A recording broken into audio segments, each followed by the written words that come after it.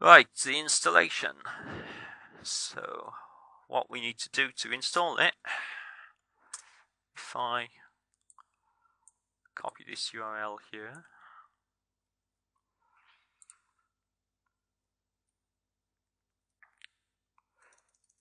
switch back to OS tickets.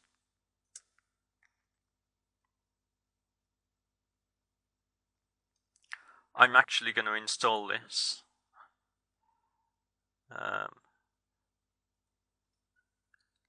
Just zoom out of the page slightly. It's better. Now where's the installation link?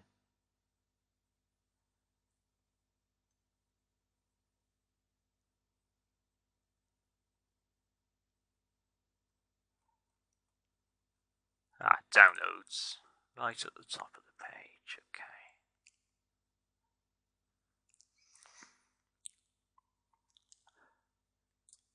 Right. So here we go. Now I've had a brief look at this file. So I've already downloaded it, I believe, if I remember correctly. Actually, this is the latest version, so it has changed since I looked at it. But I haven't installed this myself. I'm doing this other than having briefed myself by looking at the documentation for the installation. I haven't gone through the installation because I want you to see any issues that I get. Right, so that's now come in, so I'll open the folder and here it is. Right, now the first thing, this extension is .tar.gz. Now it's not your typical .zip or anything like that. I'm going to show you how you can handle that because have I written it down? I haven't written it down here, but I'll add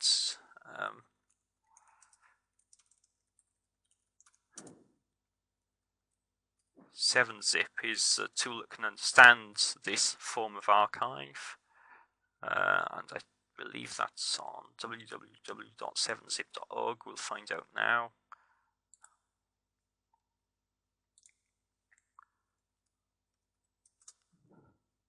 I've already installed it on this PC.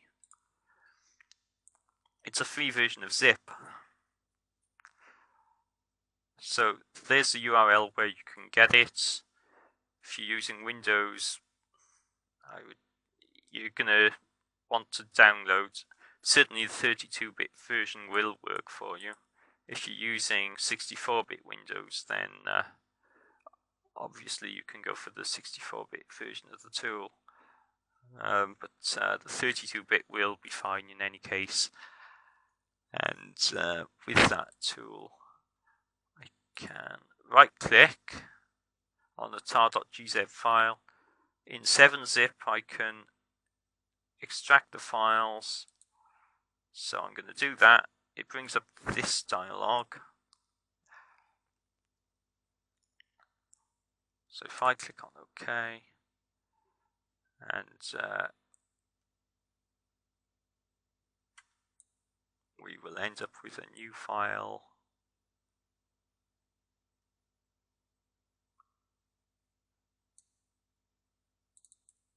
Inside that directory.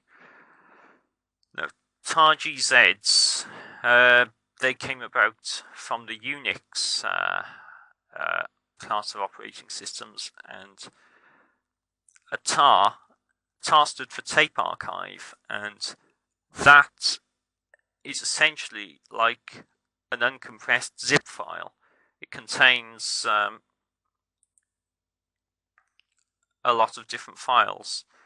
The GZ part indicates that the tar file itself has been compressed by using a program called gzip. So inside the tar archive, we've got our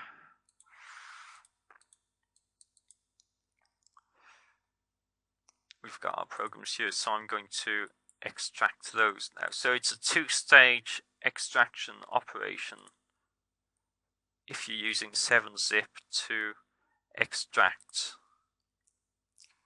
OS ticket. And then we need to set up a new MySQL database. So this, what I'm going to use is going to be on dojotool.com. So I need to go to my cPanel for the service.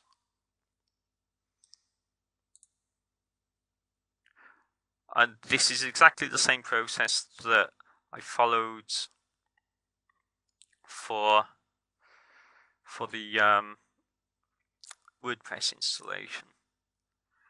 So going to MySQL database wizard,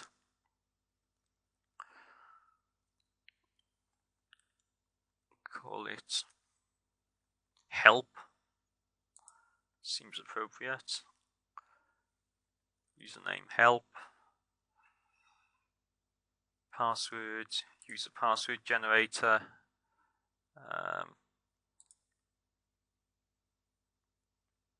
Actually, that'll do fine if I just copy that, click on use password. Now I copied it, I'll make a note of it. So I've done that. Click on create user.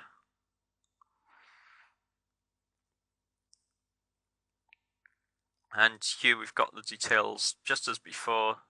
The username is dojotool.help, there's a password, and there's the name of the database. So we'll copy the other information. Generally speaking, if you can keep the username the same and the database name the same, it reduces the amount of work that you have to do. And as I've said before, anything that reduces the amount of work you have to do is a good thing. Select all privileges, it's the easiest way. It's not the most secure way, but again, it's something that gets you going quickly, and that's been completed. So the next stage, okay, upload the zip file and decompress the zip file. Yes, you can do that. And you can do it directly.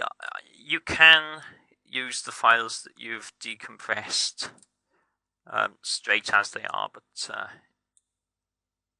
it's possibly quicker to upload the tar.gz file and just use that. So that's what I'm going to try and do.